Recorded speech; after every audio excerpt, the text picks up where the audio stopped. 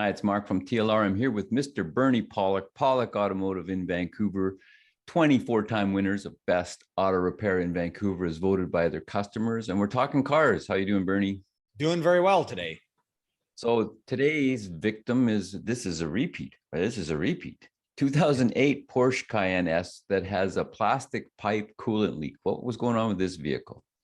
Well, this thing actually had a couple of things going on. Besides the plastic pipe, we also had a water pump leak as well. So basically the vehicle came to our shop with a couple of concerns, but one of them was there was coolant leaking from the engine.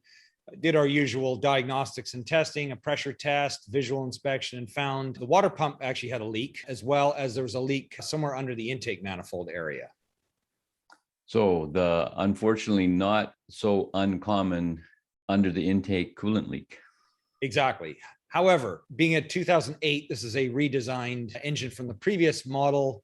We did a podcast about this, about an 06. Surprisingly, in a week, we had two different models with two different styles of coolant leaks. But this is a redesigned engine, 4.8 liter V8. And the cooling system is definitely a different design. Actually, I would say better than the previous generation, less complex. But any engine will have coolant leaks. But this had a similar thing under the intake manifold. So while I'm muttering along, let's have a look at some pictures and we can see the different design. So this is I'll call it the new design, even though being an 08, that makes this car, this vehicle's over a decade old. But the new design, the previous design, you have to look at our other podcasts for the 06 and previous models. This is the intake manifold removed. This is a direct fuel injection system, direct injection system. So that's a fuel rail now where the coolant pipes used to be. And there was an array of, the original design had 3 plastic coolant pipes, small diameter pipes for the heating system, and a very large diameter pipe for larger engine coolant flow. This has been redesigned. It still has a plastic pipe, but it's only one small plastic pipe that runs underneath this fuel rail, which we replaced with a new metal pipe. Here is the fuel rail off. This is the new replacement metal pipe. While we were doing the water pump, we also noted that it looked like there may have been a leak coming not just from the plastic pipe, but also there's a little interesting fitting underneath this cooling system. This fitting here actually holds the thermostat in place. It's a plastic fitting with 2 big, large O-rings. And when we pulled it out, the plastic had deteriorated and cracked. You know, just plastic, it's just a brilliant material in vehicles. I mean, it just, yeah, I'm being facetious here. But anyways, so this piece we replaced as well. And that basically kind of interesting. It actually holds the thermostat in place between that and the water pump. So here, this is before we replaced the water pump. You can see this little bit of a pink coating here. This is coolant that's sprayed up behind the water pump onto the coolant pipes here. So telltale sign that the water pump's leaking. And Porsches, they use a pink colored antifreeze. So it leaves kind of a nice little pink stain wherever there's a leak, which is helpful. So that's our picture show. Helpful in diagnosis anyways. Is it a plastic impeller water pump?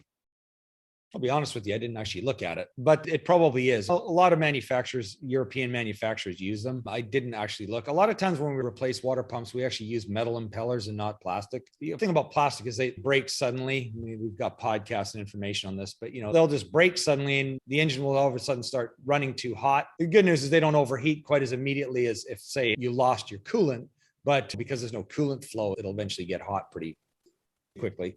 But the thing with plastic is you can't see there's anything wrong with it. It's just broken internally. So again, it saves ounces of weight, but I find it just kind of causes grief that may not be necessary.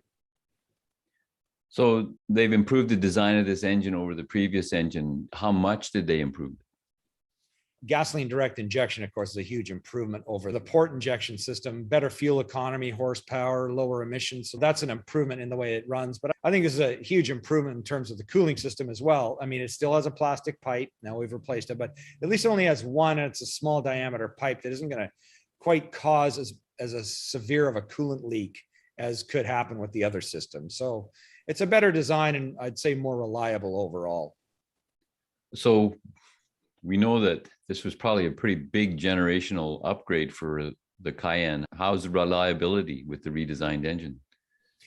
I hate to say we don't see enough of these vehicles in our shop for me to say that this engine is way better. But, I think from a design point of view, I like it a lot better. I think it's a huge improvement. I don't have the statistics on everything, but generally I'd say it's a lot better of an engine. If I was going to buy a Cayenne, I'd definitely be looking for this generation. I don't really like the older ones. They're kind of a noisy, growly engine. It sounds like there's something wrong with them even when they work fine. So yeah, I do like these engines better. Plus the direct injection, just more power, better fuel economy. It makes a lot of sense.